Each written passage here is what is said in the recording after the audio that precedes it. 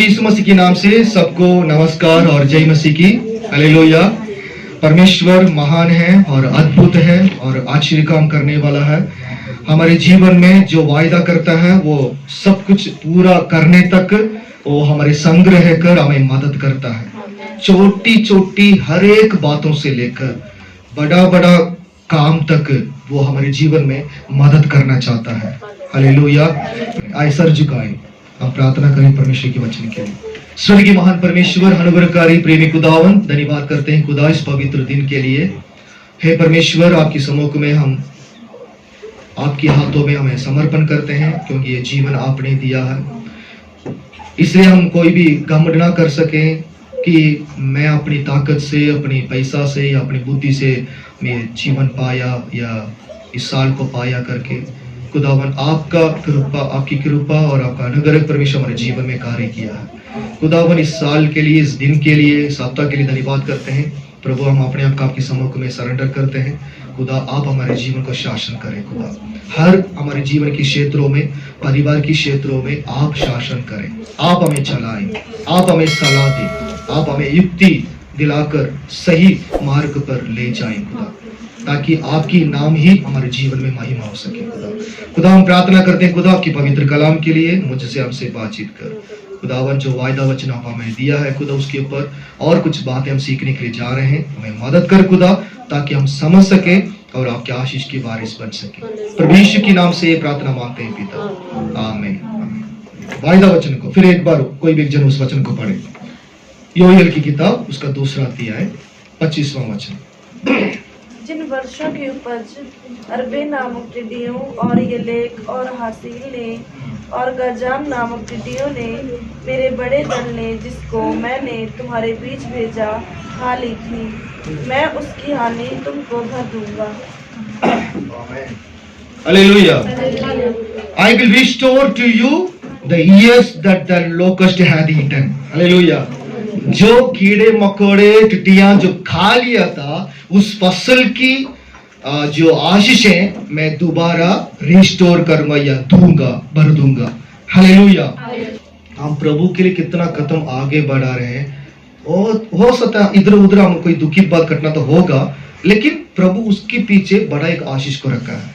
Hallelujah. उसको हम अनुभव करना है, उस चीज को हम हासिल करना है। हो सकता है जो भी जो दुखित घटना होती है वो हमारी लापरवाही, हमारे अविश्वास की कारण, हमारी जो अंगीकार के कारण, तो फिर भी परमेश्वर हमारे ऊपर जीवन में भला ही करना चाहता है, मदद ही करना चाहता है। हालेलुया। ओके, यहाँ प्रभु ने कहा आई विल रिस्टोर, मैं भर दूंगा। योएल किताब की पहला अध्याय से भी किस प्रकार की बारी बारी हमारे जीवन में परेशान आती है, शैतान लेके आता है। एक प्रॉब्लम खत्म होने से दूसरा प्रॉब्लम, और दूसरा का खत्म होने से पहले तीसरा, इस प्रकार के आया। हम तनाव में या डिप्रेशन में, हमारे जीवन कितना BP high, BP low, sugar, इस प्रकार बहुतों प्रॉब्लम था। लेकिन इस साल में प्रभु ने कहा है, जिसके कारण ये सारे जो बाधाएं आए हमारे जीवन में, परमेश्वर ने कहा उस आशीष को मैं क्या करूंगा, मैं भर दूंगा, वापस करूंगा। हालेलुया। तो इसलिए विश्वास करें इस साल में, और विश्वास की कदम आगे बढ़ाएं। परमेश्वर उसके लिए आदर करने के लिए और उसको मानने के लिए वो तैयार है। ओके, साथ साथ ही मैं अभी एक बात बताना चाहता हूं। आमोस की किताब 7वां अध्याय निकालें।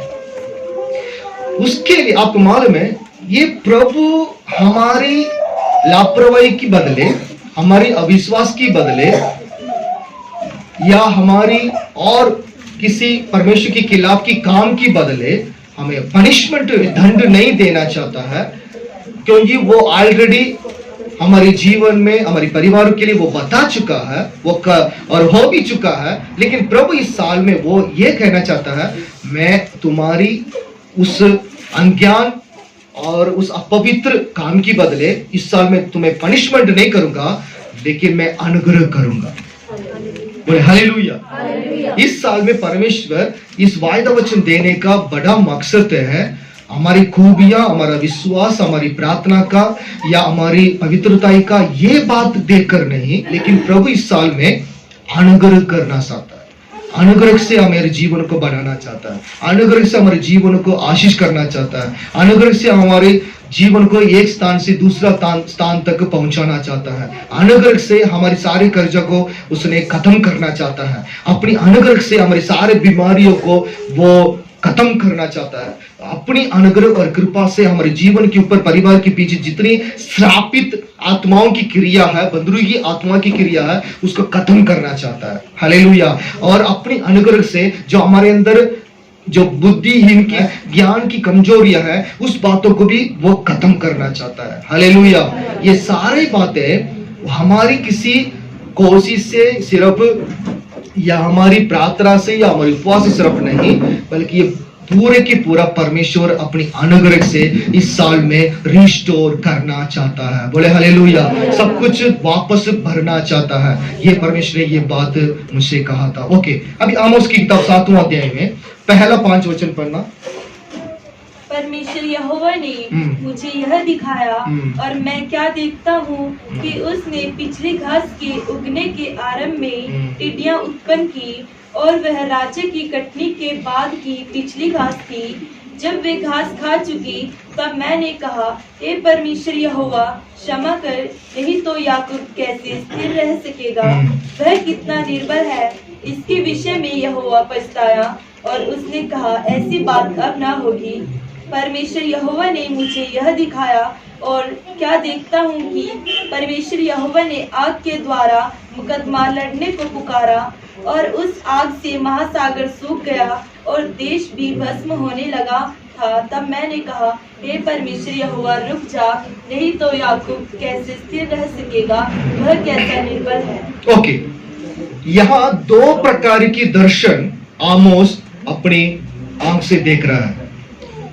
दोनों दर्शन में 2 बातें, एक फसल बर्बाद होने का, दूसरा आग से बर्बाद होने का। पहला क्या है? फसल बर्बाद होने का। आग से महासागर क्या हो गया? आग से सूख गया है। ठीक है, आपको मालूम है कुछ लोग जमीन की सहारा से जी रहे हैं, खेतबाड़ी करके, है ना? हम सभी उसी। कुछ लोग समुद्र की सहारा से जी रहे हैं। पूरी दुनिया में दोनों की तरफ से लोगों की जीवन के लिए वहां कमाई, है ना, मिलती है, और खाने पीने का अन्न और भोजन भी, फसल भी जमीन से मिलती है और समुद्र से भी मिलती है। और दोनों जमीन और समुद्र, ठीक है, हमें मालूम है दुनिया में, पूरे दुनिया में 3 भाग समुद्र पानी से भरा, सिर्फ 1 भाग क्या पूरा जमीन है। ठीक है, तो फिर भी देख ले, जमीन की सहारा से जीने वाले ज्यादा होंगे या समुद्र की सहारा से? लेकिन ऐसा कुछ समुद्र भी है जहां लोग जी नहीं सकते, रह नहीं सकते हैं। ऐसा भी कुछ समुद्र पूरा बर्फीला पहाड़ है, बर्फीले एरिया है वहां पे। तो फिर भी परमेश्वर का वचन क्या है? काफी लोग जमीन के ऊपर भरोसा से, उसकी कमाई के लिए, उसके ऊपर, उसके विश्वास से लोग जी रहे थे। लेकिन उसको सृष्टि किया परमेश्वर को भूल गए, जिसके जरिए, जिसके आधार पर परमेश्वर हमें जीने के लिए एक जीवन दिया है, एक मकसद बनाया है, और उस खुदा को भूल जाते थे। और जो समुद्र की सहारा से जो अपना जीवन जी रहे हैं, परमेश्वर उन्हीं लोगों के लिए भी कहा, काफी लोग उसकी सहारा से, मैं हमारे लिए तो जहां भी जाल बिछाए पूरा मछली मिल जाती है ना? काफी लोग अपनी मेहनत, अपनी बुद्धि, अपनी ज्ञान के ऊपर निर्भर में थे। यहां अभी बैल की हल नहीं चलाएंगे तो गाड़ियां आ गया, नए नए टेक्निक आ गया। इस मशीन से मैं क्या करूंगा? अच्छी तरह से हल चलाऊंगा। हालेलुया। नए नए टेक्निक से मैं क्या करूंगा? बीज बोऊंगा। नए नए टेक्निक से मैं सिंचाई करूंगा, और उसको मैं जब कटनी होगा पूरा मैं अपनी घर पे भर दूंगा।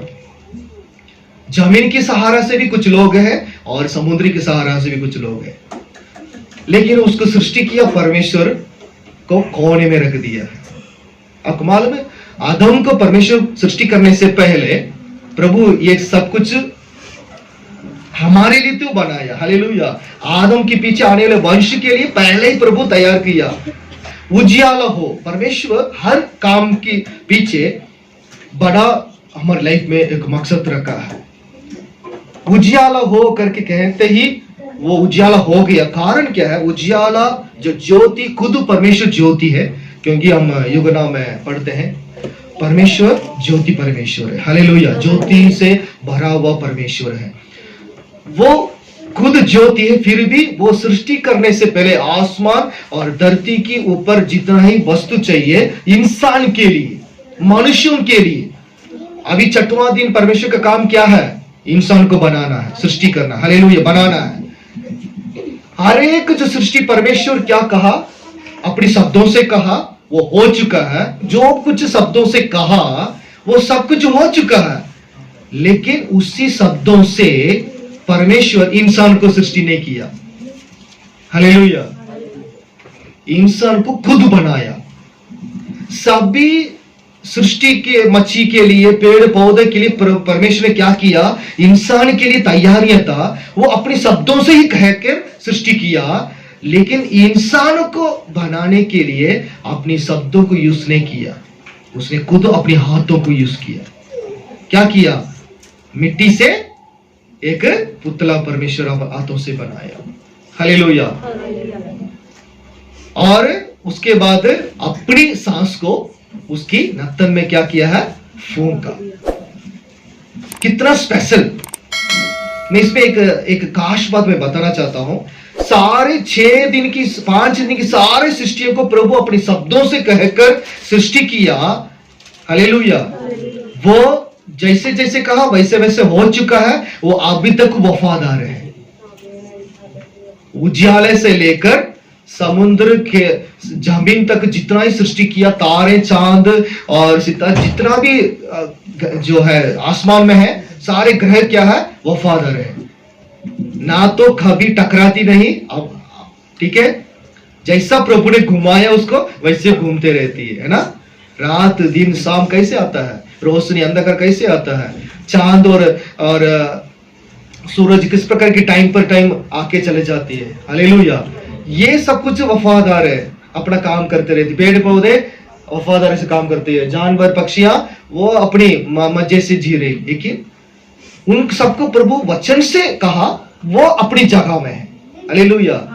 लेकिन जो इंसान को प्रभु हाथों से प्यार से बनाया, उसको कहने के लिए परमेश्वर सारी सृष्टि करने के लिए शब्दों को यूज किया, लेकिन इंसान को बनाने के लिए प्रभु खुद बात किया, है ना।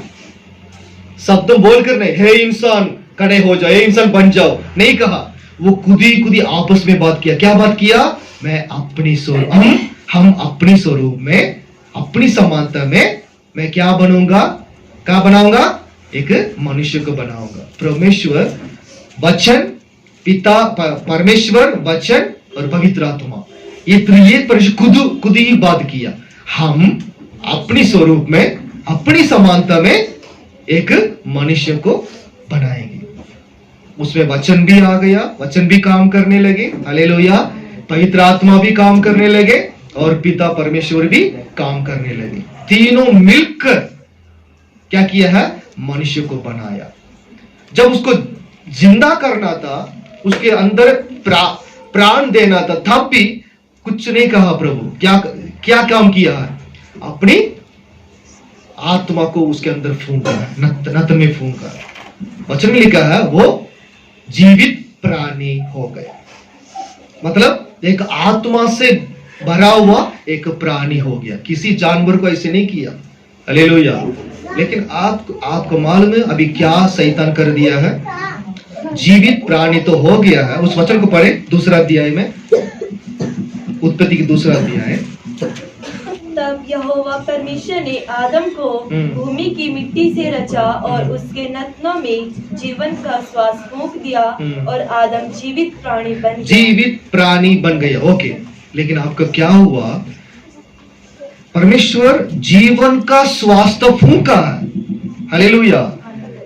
तब तो वो जीवित प्राणी, जीवन भी उसके अंदर आया, परमेश्वर की जीवन आत्मा भी आया और एक चलने फिरने वाला, बात करने वाला एक प्राणी भी बन गया, समझ रहे हैं। लेकिन शैतान जब उसके जीवन में आके भरमाया, जीवन चला गया, खाली प्राणी बन गया।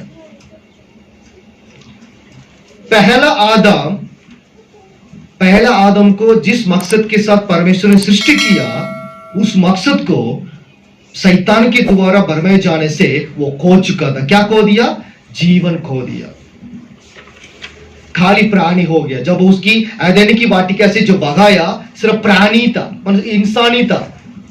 उसके अंदर जो आत्मा नष्ट हो गया। कैसे नष्ट हुआ? जो परमेश्वर ने जो आज्ञा दिया उसको उसने उल्लंघन करने की वजह से। उस खोया वो उस आत्मा को, उस जीवन को दोबारा देने के लिए दूसरा आदम इस धरती पे आना पड़ा। हालेलुया। हम सिर्फ मसीह लोग ही जो परमेश्वर के द्वारा जो योजना के साथ सृष्टि किया गया है, उस पूर्ण सृष्टि के अंदर रूपांतर होने वाले हैं। जैसा आदम पाप करके अपनी आत्मा को खोया, सिर्फ खाली प्राणी बन गया था, उसी प्राणी के अंदर दोबारा नया जीवन दिलाने के लिए दोबारा दूसरा आदम, हालेलुया, उस आत्मा को जिसे खोया है, उस जीवन को खोया इंसान को दोबारा देने के लिए प्रभु यीशु मसीह आना पड़ा, आकर अपना जीवन देना पड़ा। हालेलुया। उसकी वजह से आज हम देख रहे हैं, आज उसके खिलाफ बहुत षड्यंत्र बनाया जा रहा है।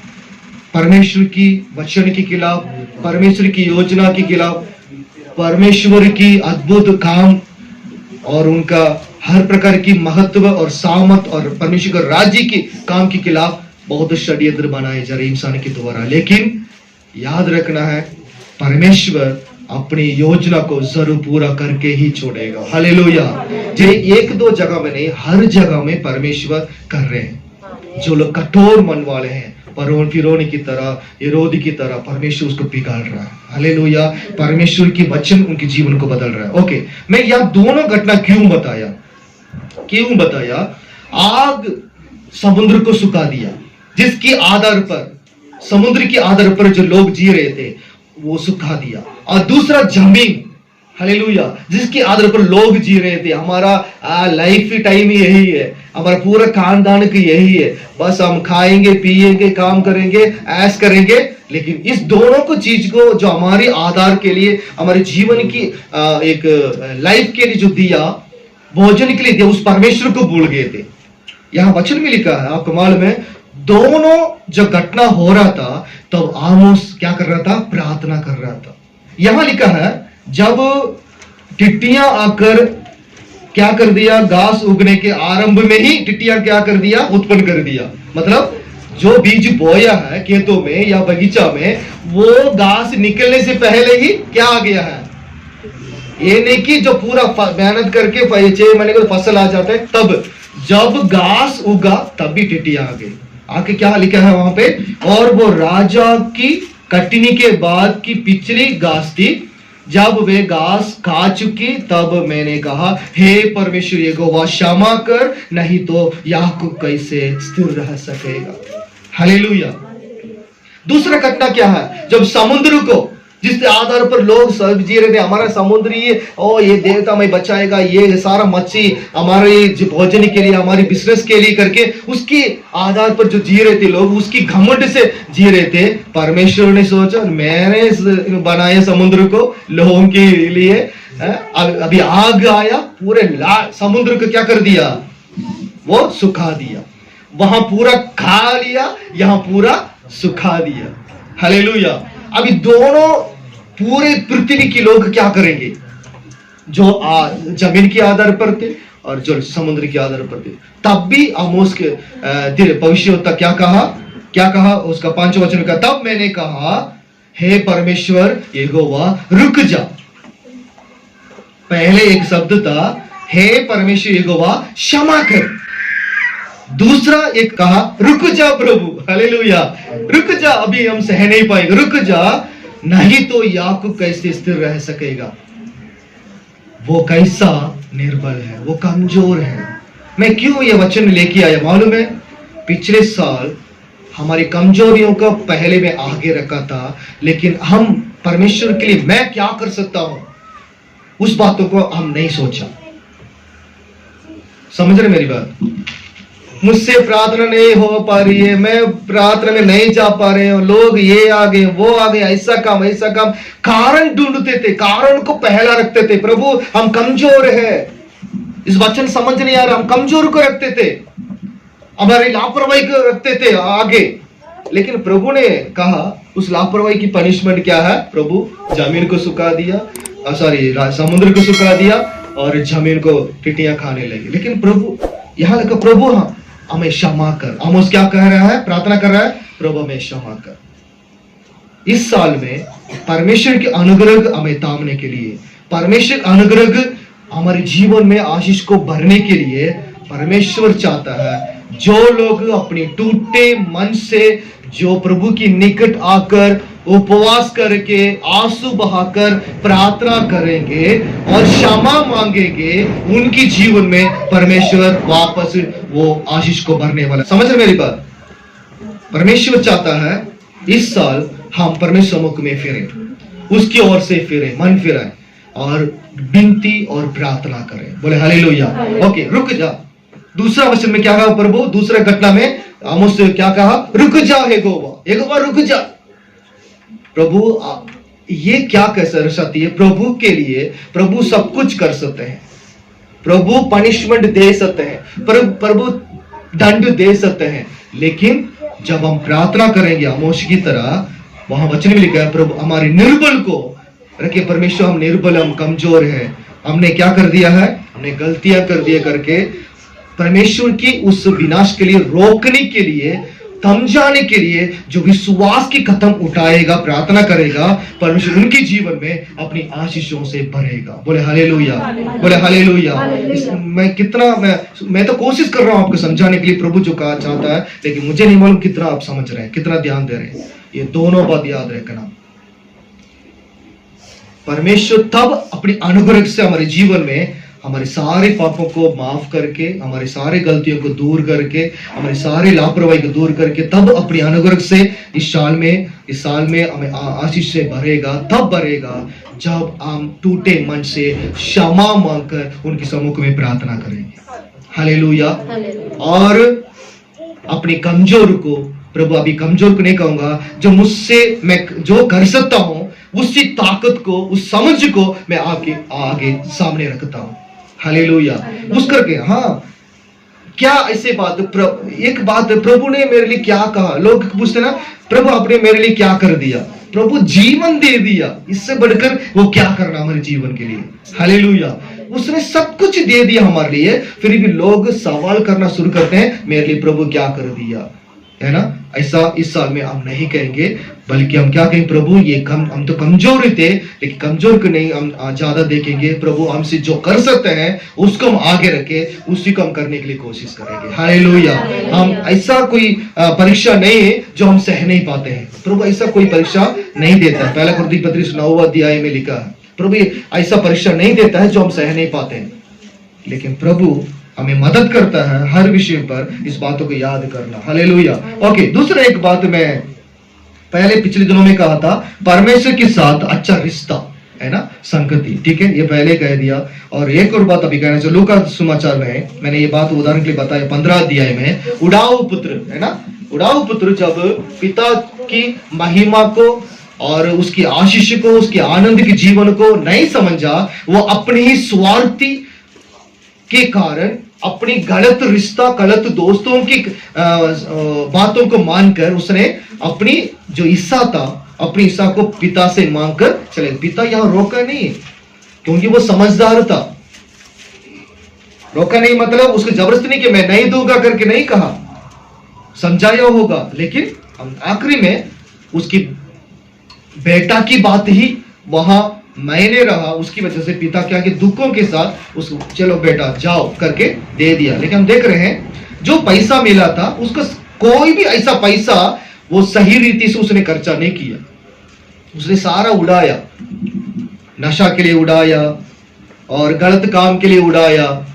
और हम देख रहे हैं वहां क्या लिखा है, कैसे शब्द लिखा है उसमें, किस काम के लिए उसने सारा पैसा खर्चा किया? उड़ाऊ पुत्र कुकर्म काम, दुष्टता की काम। दुष्टता काम कहां से होती है? दुष्ट विचार से होती है। जो परमेश्वर के खिलाफ की बातों से होती है, परमेश्वर की वचन के खिलाफ से बातें होती है। कोई भी उस काम पर परमेश्वर पसंद नहीं करता। ऐसा काम कर करके सारा पैसा उसने उड़ा दिया। लास्ट में मेरे पिता के पास लौट जाऊंगा, हालेलुया, मैं माफी मांगूंगा और ये कहूंगा मैं बेटा कहने का लायक हूं। सच मन फिराओ, सही मन फिराओ, यही है। हालेलुया। हम खाली क्षमा कर प्रभु, खाली हम परमेश्वर रुक जा बोलने से नहीं, जो सच्ची दिल से पिता को पहचानना, सच्ची दिल से उस पिता की प्यार को समझना है। आज इस साल में वो काम हमारे कलीसिया के परिवार में प्रभु करने वाला है। हालेलुया। परमेश्वर के प्यार को समझकर चलना है, मांगना है। ऐसे नहीं पर मैं यहां मांगो कहीं से तो बस 10 जगह से एक जगह से तो आएगा कुछ, ऐसा सोच कर नहीं, बल्कि मैं पिता से मांगूंगा यीशु के नाम से, जरूर पिता मेरे पिता करेगा। उसके लिए मेरा काम, मेरे कमजोर को मैं प्रभु के समक्ष में सरेंडर करूंगा और मैं क्षमा मांगू बीते समय की हर एक मेरी गलतियों के लिए। इस साल में प्रभु उसको पूरा करेगा। हालेलुया। प्रभु ने कहा मैं अनुग्रह से करूंगा। इस बात को याद रखना। जैसे उड़ाऊ पुत्र वापस आते वक्त ये मन में टान के आया, मैं ये कहूंगा मैं बेटा कहने के लायक नहीं और वापस जाऊंगा, माफी मांगूंगा, हालेलुया, क्षमा मांगूंगा और ये भी कहूंगा मैं बेटा कहने के लायक नहीं। लेकिन जैसा सोचा था वैसा वहां कुछ नहीं हुआ। उससे कई गुना ज्यादा खुशी और आनंद उसके जीवन में पिता दोबारा वापस दिलाया, जो अभी तक नहीं किया। हालेलुया। जो उसके साथ था उस खुशियों से ज्यादा जो वापस उसने मन फिरा के लौटा ना, वो खुशियां ज्यादा था उस घर में उस वक्त। ऐसा परमेश्वर हमारे जीवन में सब कुछ वापस देना चाहता है। सारे दुखों के बदले, सारे हमारी जो भी हमने खोया उस सारे आशीषों के बदले अपने अनुग्रह से इस साल में प्रभु हमारे जीवन में भरना चाहता है। हालेलुया। आज मैं इस बातों को आपके सामने एक और बात रखना चाहता हूँ। जैसा मैं पिछले दिनों में कहा, ईसा की 2 बेटे याकूब और एसा, है ना। और जिस प्रकार की उन लोग एसा जिस प्रकार की अपनी उस बाग को, जो पहलौटा की बाग को याकूब के हाथों में खाने पीने के लिए बेच डाला, उस प्रकार की शैतान मेरे जीवन में संसार की बातों को दिखाकर, चमकाकर, और जो आपने भजन संगीत में अलग अलग रंग है ना, रंग लिखा है, और इस प्रकार की दिखाकर हमारे जीवन को भरमाने के लिए कोशिश किया ना पिछले साल। इस साल में हम एक मौका भी नहीं देंगे। हालेलुया। वचन में लिखा है जैसा एसा ने याकूब के हाथ में अपनी पहलौटा की जो बाग है उसको बेच डाला करके लिखा है, खाने पीने के लिए, है ना। कौन सा? मसूर दाल के लिए। मसूर दाल को अच्छा और रंग डालकर जब बनाएंगे ना, इतना लाल रंग और पीला रंग मिक्स करके बनाएंगे, उसकी रंग के लिए मतलब आंख से देखकर रंग में क्या कर दिया उसने, वो गिर गया। जैसे आदम ने उसको फल की रंग देके, उसके बाद उसको टेस्ट करके उसके स्वाद में, ऐसा ही पिछले साल तक हमारे साथ हुआ। संसारिक की बातों में ज्यादा हम मन लगाने की वजह से हमें लगा टेस्ट है, हमें लगा आंख बहुत अच्छा लग रहा है। जितना ज्यादा मोबाइल के लिए दिया था, नाटक के लिए दिया था, उतना हम बाइबल वचन के लिए नहीं दिया, परमेश्वर के लिए नहीं दिया, माँ बाप की प्यार के लिए नहीं दिया, परिवार के लिए नहीं दिया। हम ज्यादा हो सकता पिछले साल ज्यादा उसके लिए ज्यादा टाइम दिया।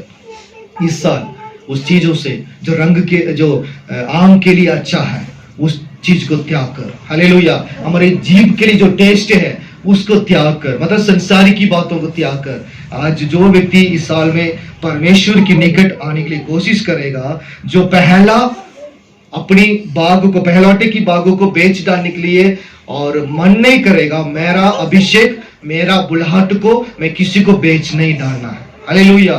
किसी को ऊपर भी बहुत लोग हैं इस दुनिया में, लेकिन प्रभु आपके ऊपर अपना नजर डालकर आपको क्यों बुलाना है, इसको समझना जरूरी है। आपको क्यों बुलाना पवित्र बुलाहट से, आपको क्यों चुनना है अपने राज्य के लिए। इसलिए मैं अब ऐसा एक मन्नत रख के प्रार्थना करें, मेरे ऊपर जो अभिषेक है, मेरे ऊपर जो परमेश्वर की बुलाहट है, मेरे ऊपर जो उद्धार की जो बात है, मेरे ऊपर परमेश्वर की आत्मा की विचार है, मैं किसी काम के लिए बेच नहीं डालना। हालेलुया। संसारी के लिए, गंदी गंदी चीज के लिए, गलत दोस्तों के लिए और गलत पापों के लिए मैं नहीं करना। क्या नहीं करना? नहीं करना। जाति की घमंड के लिए, पढ़ाई की बात के लिए, किसी संसारी के लोगों के लिए मैं नहीं करना। क्या नहीं करना? मैं नहीं बेच डालना है। प्रभु मुझे आशीष की वारिस बनाए करके इस साल में प्रार्थना करने वाले हैं। वो लिखा उत्पत्ति की 25वां अध्याय के अनुसार मैंने ये बात कहा था, और आज एक नई बात मैं बताना चाहता हूं। अय्यूब की किताब, जो आज का वचन जो मुझे प्रभु ने दिया, उस वचन को बताना है। 2-3 वचन पढ़ेंगे फिर प्रार्थना करेंगे। अय्यूब की किताब 23वां अध्याय, उसका 12वां वचन। अय्यूब का 23 का 12 और 13। उसकी आज्ञा का पालन करने से मैं ना हटा, और मैंने उसके वचन अपनी इच्छा से कहीं अधिक काम के जानकर सुरक्षित रखे, परंतु वह एक ही बात पर अड़ा रहता है, और कौन उसको उससे फिरा सकता है? जो कुछ उसका जी चाहता है वही वह करता है। ओके, ये मेन चीज है, ध्यान से सुन लेगा। लिखा वचन में वो एक ही बात पर अड़ा रहता है। हम सोच रहे हैं मैं ही जिद्दी हूं। हालेलुया। परमेश्वर भी जिद्दी है। हमें मन फिराने का कुछ भी हमारे जीवन में करने के लिए वो तैयार में रहता है। टिड्डियां कहां से आया? किसकी सेना है? परमेश्वर की सेना है। वचन लिखा बड़ी, मेरी बड़ी सेना। हालेलुया। तो परमेश्वर की बुलाहट, परमेश्वर की चुनाव को हम छोटा ना समझे, तुच्छ ना माने। यहां वचन में लिखा है वो अड़ा रहता है। अय्यूब की 23वां अध्याय में 14 वचन उसको मार करके ना, अड़ा किस बातों में? उसी को वो पूरा भी करता है। वो जिद्दी करता है हमारे जीवन को वापस उसके पास लौटाने के लिए, अपने पास खींचने के लिए कुछ भी कर सकता है। हालेलुया। पहले उसने लाल समुद्र को 2 भाग करके दिखाया मैं कौन हूं। हालेलुया। और जब मांस उनको चाहिए था तब भी दे दिया। और क्या था? यरीहो दीवार सामने था, उसको भी नीचे गिरा दिया। लेकिन इनकी सारे घटनाओं के बीच बीच में आप देख सकते हैं, जब जब परमेश्वर की दास परमेश्वर के खिलाफ कुड़कुड़ाते थे, तब तब परमेश्वर की क्रोध उनके ऊपर भड़का। तब परमेश्वर की बिना आग से, परमेश्वर की क्रोध से बहुतों लोग रास्ते में मारे गए। परमेश्वर दया करता है, अनुग्रह करता है, लेकिन उसके लिए एक लिमिट, परमेश्वर सीमा रखा है। उनको मालूम है ये लोग कभी नहीं सुधरेंगे। उनको मालूम है ये मन कभी मेरी तरफ से नहीं फिरेगा। मालूम है, तब प्रभु छोड़ देगा। ये घटना बताती है हर जगह में, चाहे थोड़े लोग हो, चाहे एक ही व्यक्ति हो, ये एक ही परिवार हो। क्योंकि जब परमेश्वर ने कहा तुम यरीहो की सागर को जीतकर अंदर जाओगे, परमेश्वर ने कहा उसके अंदर किसी को जिंदा नहीं छोड़ना। कहा है ना, योशुआ का कहा था ये कुछ जिंदा नहीं करना, छोड़ना। और दूसरी बात है, कहा उसके अंदर जितनी ही वस्तु है उस सारे वस्तु को क्या करना है? परमेश्वर के भवन बनाने के लिए लेके रखो। हालेलुया। तब क्या किया? अचानक इस परमेश्वर की तरफ से एक बड़ा विनाश पूरे इजराइल लोग में आ गया। योशुआ को समझ नहीं आ रहा है क्या हो रहा है। हम तो यरीहो को जीत लिया है, परमेश्वर कहने पर कोई लड़ाई झगड़ा नहीं, बस हम दुर्गी फूंके, हमें घूमते रहा, 13 बार घुमा और दीवार अपने में गिरा, हम चढ़े और सबको मार डाला, खत्म कर लिया। हाँ, बड़ा विजय था। अभी हारते जा रहे दूसरी राज्यों के हाथ में। अभी सवाल अरे क्यों? तो परमेश्वर कहा पर्ची डालो। अभी अलग अलग गोत्र वहां पे इजराइल लोगों में गोत्रों के नाम पे पर्ची डाला। एक गोत्र की नाम आया, चलो इन गोत्रों में जो परिवार वाले हैं उनके नाम पर्ची डाला। एक परिवार की झुंड का नाम निकला। फिर उसके बाद दोबारा एक पर्ची डाला तो एक व्यक्ति के नाम पकड़ा गया।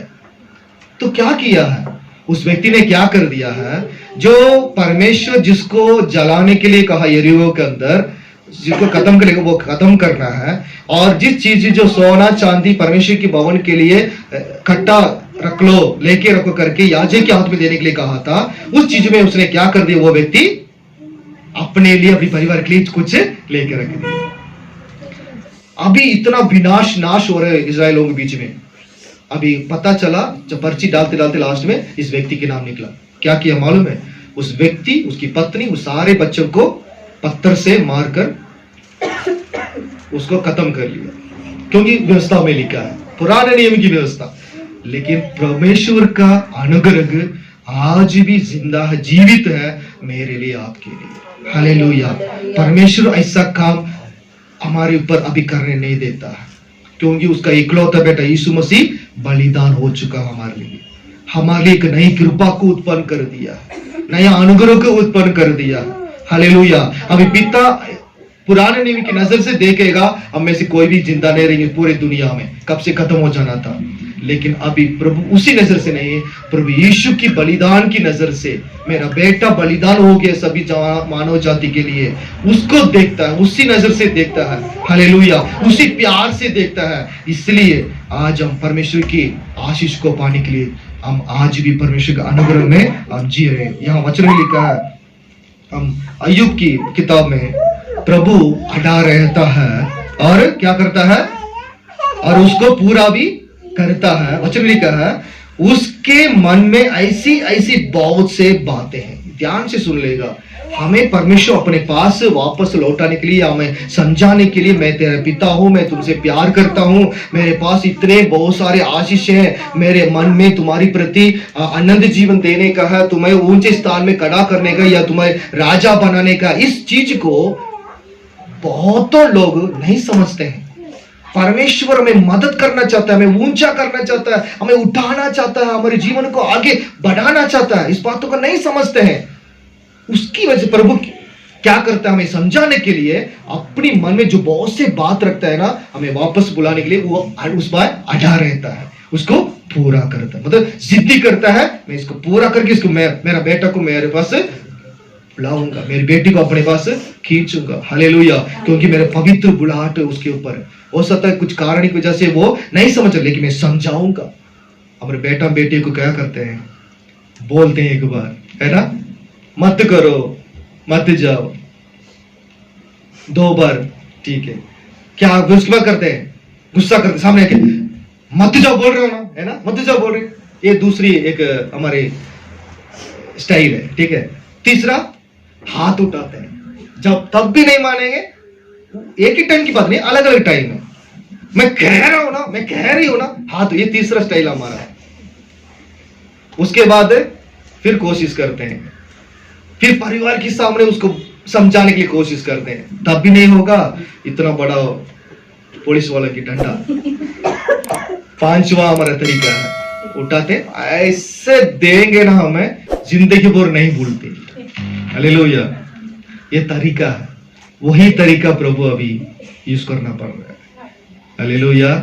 प्रभु का स्टाइल है, बेटा मुझे देख लो। हालेलुया।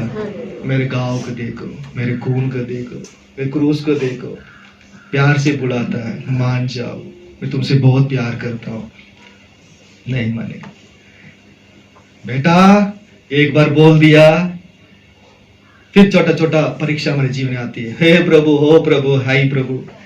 उसके बाद ये तो छोटा छोटा कुछ हम एडजस्ट करेंगे, फिर भी बात नहीं मानेंगे। सामने आकर मानोगी नहीं मानोगे, है ना। कुछ ऐसा घटना होता है हमारे जीवन में, अभी सांस रुक जाती है, प्रभु अभी नहीं हो पाएगा, नहीं, क्या हो रहा है, कैसे हो रहा है। हम क्या करते हैं, हम अपना नहीं सोचते हैं, इसकी वजह से, उसकी वजह से, पति की वजह से, मैं क्यों पैदा किया, मैं क्यों शादी किया, मैं क्यों इस परिवार में गया, है ना। ऐसे एक सवाल करके हम क्या करते हैं, अपने गुस्सा को ठंडा करते हैं। ये नहीं करते, कहते हैं कि प्रभु मैंने क्या गलती कर लिया, प्रभु मैं क्या, किस बातों में आपका मन ठेस पहुंचाया, ये नहीं सोचते हैं। लेकिन किसी किसी जो नजर में दिखता है सबके ऊपर डाल देते हैं।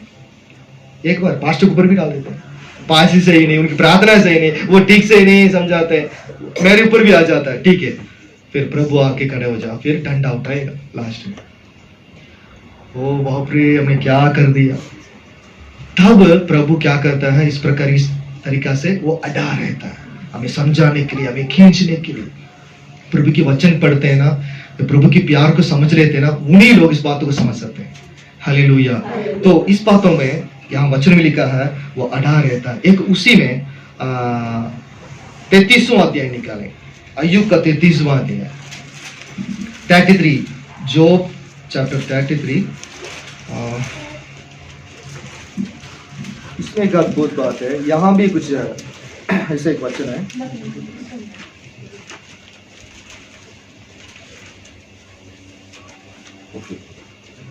परमेश्वर क्या ही कर सकते हैं या क्या नहीं कर सकते हैं, हमारे लिए वो सब कुछ करने के लिए हमेशा तैयार है। उसकी बाद भी हमारे जीवन में 14 वचन 13-14 पढ़ना। तू उससे क्यों झगड़ता है कि वह अपनी किसी बात का लेखा नहीं देता, क्योंकि परमेश्वर तो एक क्या वरन 2 बार बोलता है, परंतु लोग उस पर चित्त नहीं लगाते। यहाँ वचन में लिखा है तो उससे क्यों झगड़ता है। अय्यूब के एक प्रार्थना है, अय्यूब की प्रार्थना 23वां अध्याय में देख रहे हैं। अय्यूब की प्रार्थना यही है, परमेश्वर क्या करता है। 33वां अध्याय में अय्यूब की दोस्त लोग समझाते हैं, ठीक है। तो ऐसे बोलते हैं, तुम क्यों झगड़ते रहते हो उससे, है ना। और कहते हैं कि वो अपनी किसी बात का लेखा नहीं देता है, क्योंकि परमेश्वर तो एक क्या वरन 2 बार बोलता है, परंतु लोग क्या करते हैं, उस पर चित्त नहीं लगाते हैं। बार बार कहने के बावजूद कुछ लोग ध्यान नहीं देते हैं। कुछ घटना हो जाती है तब भी समझ नहीं आता है। समझ रहे मेरी बात, मैं क्या कहने के लिए आ रहा हूं।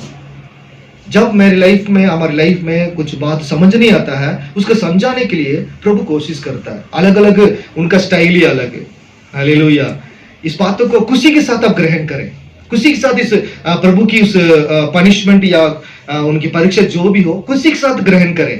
प्रभु आप ही कर रहे हैं, कोई बात नहीं प्रभु, मैं सीखूंगा, मैं बढ़ूंगा, बल्कि उस जगह में आपको मैं निंदा नहीं करूंगा, आपकी वचन को नहीं छोड़, विश्वास नहीं छोड़ूंगा। हालेलुया। एक प्यार से उस बातों को ग्रहण करें। अगला 14 वचन में 14 में क्या, परमेश्वर तो 1 बार या 2 बार भी बोलता है, परंतु लोग उस पर चित्त नहीं लगाते हैं। स्वप्न में भी, ये रात को दिए हुए दर्शन में भी, जब मनुष्य क्या लिखा है, घोर निद्रा में पड़े रहते हैं या बिछौने पर सोते समय, तब वो मनुष्यों के कान खोलता है और उसकी शिक्षा पर मुहर लगाता है। हालेलुया। जिससे वो मनुष्यों को उसके संकल्प से रोके और घर को मनुष्य में से दूर करे। स्वप्न के द्वारा भी, दर्शन के द्वारा भी परमेश्वर क्या करता है, बातचीत करता है, ताकि अपनी घमंड से वो बाहर आ जाए, अपने संकल्प से, अपनी मैं इसकी वजह से सफलता, उसकी वजह से मैं अच्छा हूं, उसकी वजह से मैं मेरे दिमाग से, मेरे काम से मैं बहुत अच्छा हुआ। परमेश्वर की तारीफ नहीं वहां, लेकिन अपने ऊपर ज्यादा करता है। प्रभु उनको भी समझाना कोशिश करता है। हालेलुया। अब इस साल में जो कुछ भी हो, हम ये प्रार्थना करें, परमेश्वर उसके धन्यवाद, क्योंकि ये सब कुछ आपकी ओर से है। हालेलुया।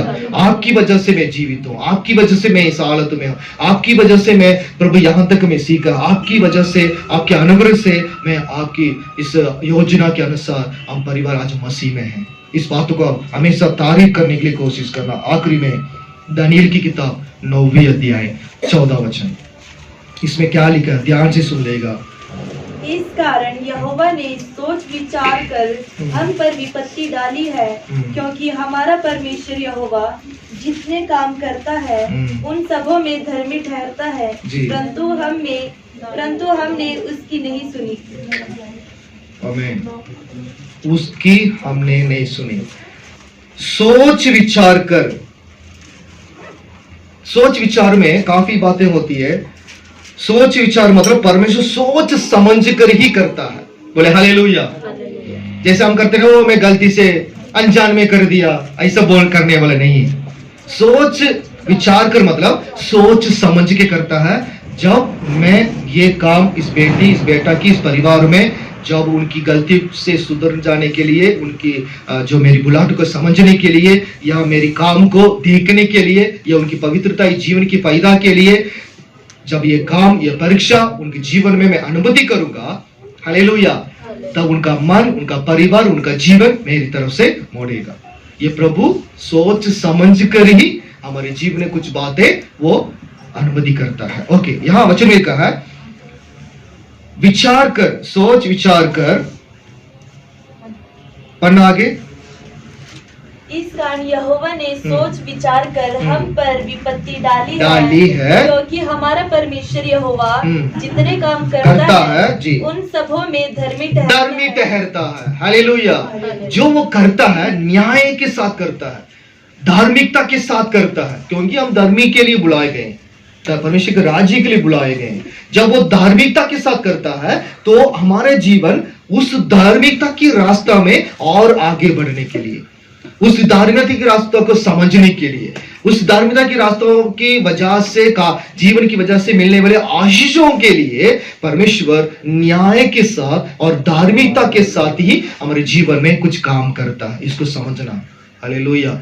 काफी टाइम जैसे दूसरे लोग मांगते हैं, दुख हो तो जाएंगे, बीमार हो तो जाएंगे, और क्या है, बेटी की कहीं हो जाओ तो जाएंगे, दुष्ट आत्मा आएगा तो जाएंगे। ऐसा नहीं है।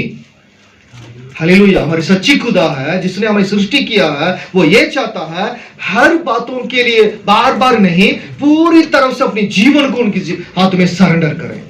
हालेलुया। समर्पण करें, सैक्रिफाइस करें, अपनी संसारी की बातों को, विचार को, अपनी लाइफ को परमेश्वर के लिए सैक्रिफाइस करें।